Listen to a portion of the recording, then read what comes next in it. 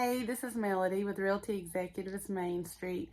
And one thing that you may not know here about East Tennessee is that many of the properties in the rural areas are on a septic tank. They don't have public sewer due to the fact that it's sometimes several miles away from a public sewer. So you'll need to get a septic tank installed if you're buying land and wanting to build on it. Or you might actually find a home that already has a septic tank involved. And maybe as part of the inspection process, you want to get that septic tank pumped if it hasn't been pumped recently, or maybe even have it inspected, which I highly encourage. And so especially you would want to have this done if you're not familiar with a septic system. And so I was so blessed recently to attend one of the most thorough septic inspections that I have ever seen. And so I was so blessed to be there the entire time. And I didn't video the entire thing due to the fact of the different noises that were coming from the inspection. So this video is in a different format. It's a lot of still shots, but I'm going to walk you through every single step of the way because I so enjoyed it. I so thoroughly learned so much, and I want to share this knowledge with you. Stay tuned.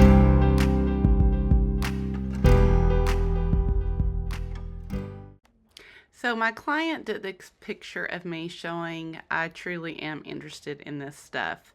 And so we begin with one of the workers using what is called a big probe to try to find the location of the septic tank. And even though we did have a permit that with a map on it, we still had to poke around in the ground a little bit. Once the septic tank has been hit, per se, the digging begins, and you can see here how this is a small backhoe that's just digging into the dirt, trying to get enough dirt removed so that the lid can be found, which you see here. And one of the workers had to get a shovel and actually dig around the perimeter of it to be able to see the little hook on the lid so he could tie a chain around it. And let me just tell you, that lid came off unbelievably easy. As far down as it had to be dug, it just came off as easy peasy as can be. And so what you're looking at now is that little rectangular hole there. That's called a baffle, and from my understanding, it's supposed to protect from any clogs getting into the septic pipe. They are now putting what I call the mixer, and they are going to be mixing up all the sludge in the septic tank. Now at this point there is no smell, but as soon as they start mixing it up, you better hold your nose. It is not pleasant. But the reason they do that, you can see it's bubbling up here, is it makes sure all the sludge is down from off the bottom so they can begin cleaning it out. And a good septic inspection will usually involve a clean out. It is much harder to do when the sludge is in there. So they're cleaning it out, and they're getting pretty close to the bottom, and they're adding some water here just to get the rest of the sludge out.